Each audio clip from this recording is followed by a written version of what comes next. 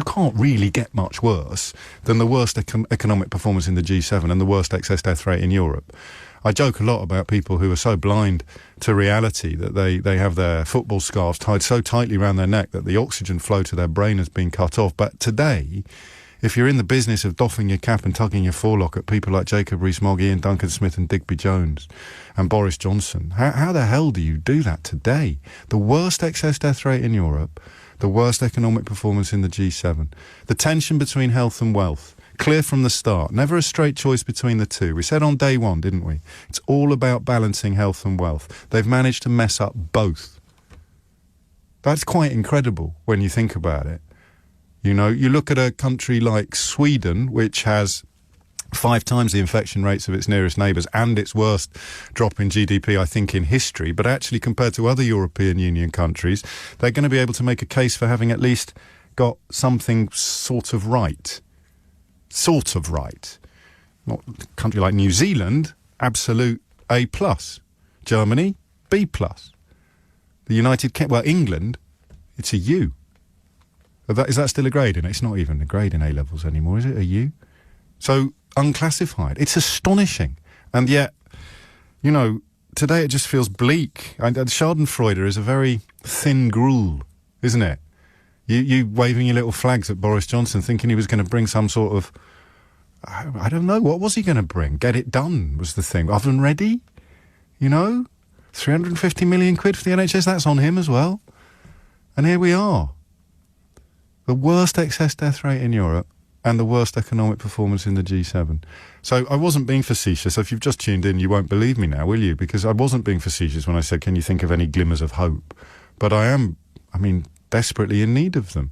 You see, being proved right doesn't pay the bills or save other people who have been proved wrong from unemployment and potential penury. You know, there's no pleasure in winning an argument when the victims are the people you were arguing with. I've tried to explain this from the start. I haven't done a perfectly good job of it, I don't think. But you know, it's that weirdest thing about putting the cheats and liars from 2016 in Downing Street. The fear was always not what they did, because that is something you could move on from, but what will they do next? And now we know. Now we know.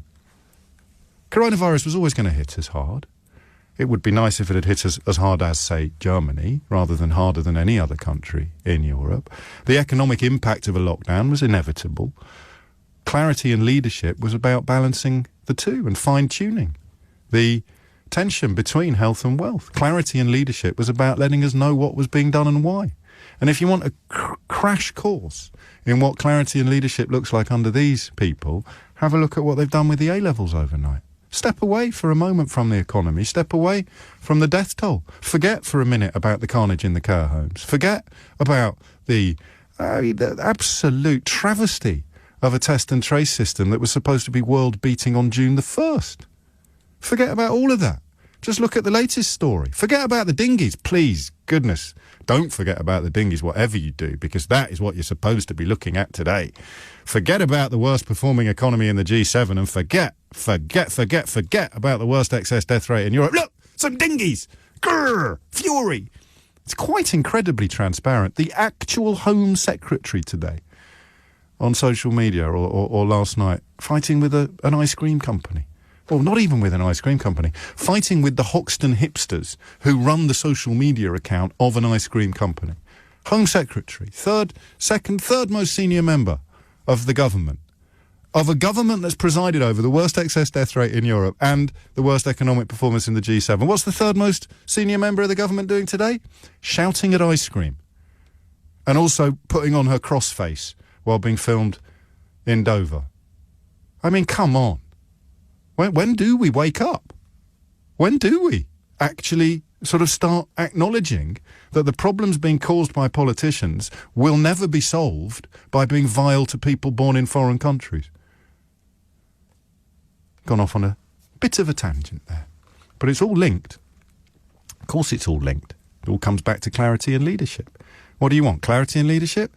Or someone screaming at ice cream? Ice cream, you scream, we all scream for ice cream. That's government policy now. And the A-levels, as I say, are the best example you'll find of the complete absence of clarity and leadership. Do you even know what Gavin Williamson has announced overnight? Nicola Sturgeon, you'll remember, did something that I think those of us stuck in England will find almost unrecognisably honest. She very simply just did this. A very difficult and unprecedented situation.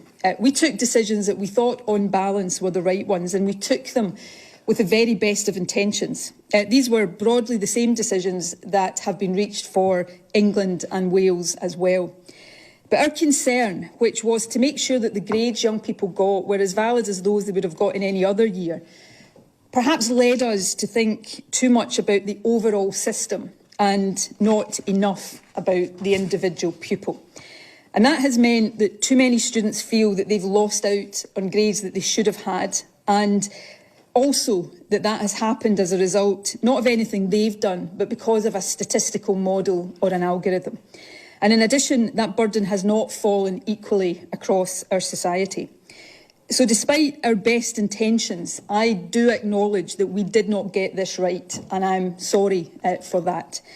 But instead of doing what politicians sometimes do and dig our heels in, we are determined to acknowledge that and to put it right. There are, of course, deeper questions that we will need to resolve for the longer term about the impact of exams on the attainment gap and on the difference between exams and teacher judgment. But the most immediate challenge is to resolve the grades awarded to pupils this year. As I've said, we will set out our approach tomorrow to the Scottish Parliament, but let me be clear that we will not expect every student who has been downgraded to appeal. This situation is not the fault of students, and so it should not be on students to fix it. That's on us, and we will set out tomorrow exactly how we intend to do that. That's the long version. But what was remarkable about that was, remarkable today, it wouldn't have been remarkable yesterday, would it, in broad terms, I mean a few years ago. Not only admitting that they got it wrong, but explaining how and why they got it wrong. Now, if that was happening every day, we'd have a problem, wouldn't we? We wouldn't, I mean, it's all very well saying, I really admire politicians who admit when they've made a mistake. But if that was all they did, you know, you do worry that if Boris Johnson started admitting to mistakes that he's made, he would never stop talking. He would have to continue admitting to mistakes that he's made until the end of time as we know it. But there is a politician, a senior politician, explaining that, the head of a government, explaining what they got wrong and why they got it wrong, and explaining how they're going to make amends, how they're going to try and fix this mess that they have made. We've got Gavin Williamson, who last night said, A-levels should go away and shut up.